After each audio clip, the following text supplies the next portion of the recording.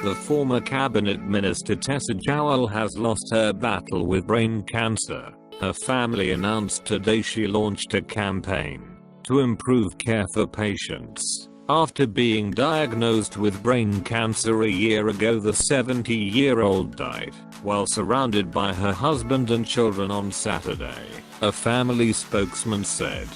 Former Labour cabinet minister has died after a year-long fight with brain cancer. The 70-year-old was surrounded by her husband and children as she died on Saturday, a family spokesman said. Baroness Jowell brought her fellow peers to tears and received the first ever standing ovation in the House of Lords as she told of her diagnosis and fight to improve care in January. Last month, the Labour peer made an emotional return to the House of Commons to hear MPs across the political divide praise the bravery and courage of her battle against cancer. A popular figure in Parliament, Lady Jowell played a major role in securing the 2012 Olympics for London when she served as Culture Secretary. Lady Jowell was diagnosed with a glioblastoma multiforme brain tumor in May last year. She suffered a hemorrhage on Friday and had been in a coma until her death on Saturday, a spokesman for the family said. The family spokesman said, "It is with great sadness and an enormous sense of loss that we announce the death of Tessa Jowell. She died peacefully at the family home near Shipston-on-Stour in Warwickshire last night, shortly after 10 p.m. Her husband David and their children Jessie and Matthew were by her side, with Jessie's husband Finn, Matthew's wife Ella, and David's children from his first marriage." The spokesman added, in addition to chemotherapy and radiotherapy, in recent months doctors tried innovative new treatments which Tessa gladly embraced, but sadly the tumor recently progressed very quickly. The family would like to thank people for the overwhelming support Tessa and they have received since she became ill. They have been touched and moved by the response in both houses of Parliament from members of the public and other cancer patients and their families around the world. There will be a small private funeral in the coming days and a memorial service open to all at a later date, the spokesman said. Former Prime Minister Tony Blair said Dame Tessa Jowell was the most wise of counsellors, the most loyal and supportive of colleagues, and the best of friends. He added, "There was no one like Tessa and no one better. I will miss her more than I can say.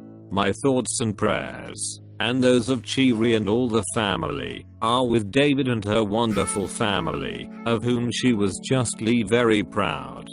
Former Prime Minister Gordon Brown said Dame Tessa would be remembered for her courage, strength and compassion for others. He said, "Tessa Jowell has memorable and lasting achievements to her name as a popular London MP, a pioneering health minister, and as the culture secretary who delivered the London Olympics.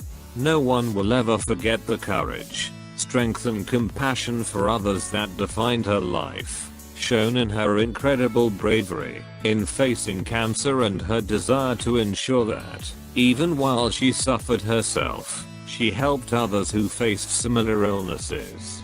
My thoughts are with her family." Dame Tessa Jowell will be remembered as one of the main political architects of the hugely successful 2012 London Olympics, which captured the public imagination like little else in recent history. It was as Tony Blair's Labour Culture Secretary in the early noughties that she championed the capital's eventually successful bid to host the Games, in the face of civil service and cabinet skepticism. Though losing her cabinet post in Gordon Brown's 2007 reshuffle, she remained Olympic minister and oversaw every stage of the Games from initial bid to competition. Ed Miliband, who was Labour leader during the Games, said at the time she had left an enormous legacy, and that the country owed her a debt of gratitude. Tessa Jowell's journey to Parliament was a long one. She first stood in a 1978 by-election in Alford North on the Essex/London border, a seat now held by Labour's Wes Streeting. The former social worker lost to her Conservative rival, and was defeated again in the following year's general election. Alford North would not fall to Labour until 1997, by which time Ms Jowell had been an MP for 5 years in the South London Dulwich and West Norwood constituency.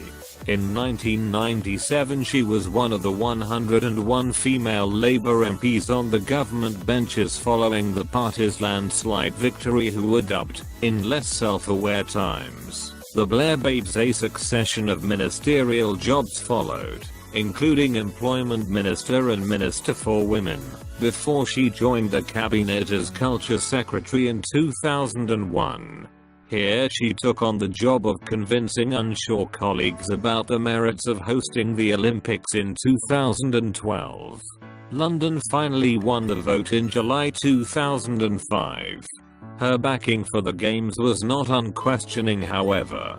In 2008, after the Great Recession struck, costing thousands of jobs, she said, "Had we known what we know now, would we have bid for the Olympics?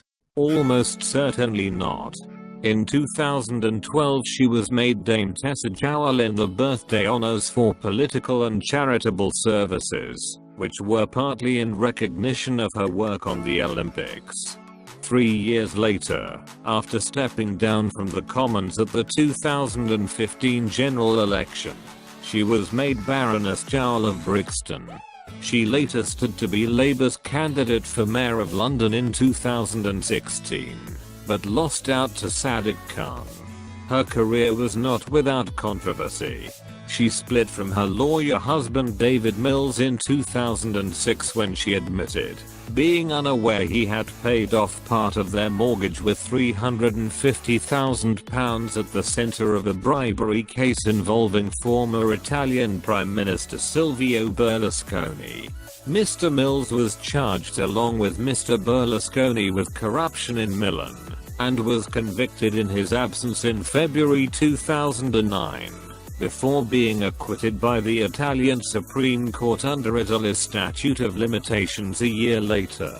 The couple parted, after it was said to be damaging Dame Tessa's career, but they were later reconciled. Mr. Mills accompanied her, along with their children Jess and Matthew, to Buckingham Palace, when she was invested with her damehood in January 2013. The speed of her late physical decline was dramatic. On May 24, 2017 she had 2 seizures and a taxi as she made her way to a talk in East London. 2 days later she was told she was suffering from a rare type of brain tumor, glioblastoma multiforme, GBM. Her last few months saw her campaign for more cancer treatments, to be made available through the NHS. It included an emotional January 2018 speech in the Lords in which she called for more opportunities for adaptive trials in which patients can undergo different treatments, and if one does not work they can immediately move on to the next. She told peers, "In the end, what gives a life meaning is not only how it is lived, but how it draws to a close. I hope this debate will give hope to other cancer patients like me, so that we can live well with cancer, not just be dying of it."